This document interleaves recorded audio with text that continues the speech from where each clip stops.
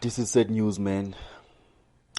If you live in Durban, especially in the CBD, I'm sure today you would have seen people protesting in the CBD. This comes after an incident that happened about a week ago where 8-year-old twins they fell into a lift shaft in one of the buildings managed by or owned by Homie in Durban, in the CBD there in Durban. And sadly, due to the incident, one twin lost his life while the other one was critically injured and she's in the hospital. She's been in ICU for like 8 days now.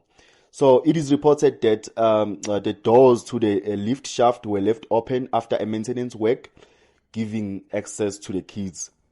So that's how they got access to that lift shaft. So now the people are protesting, demanding justice for the twins.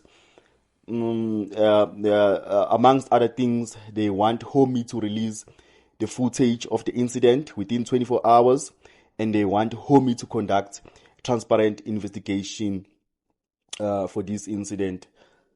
And of course, man, this is bad. This is sad, man.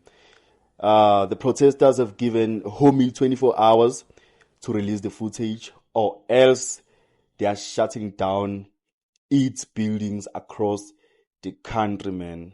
I hope these kids get the justice they deserve, because this is really sad, man. I mean, seeing the father of these kids, man, holding up together like that, standing up, fighting for justice.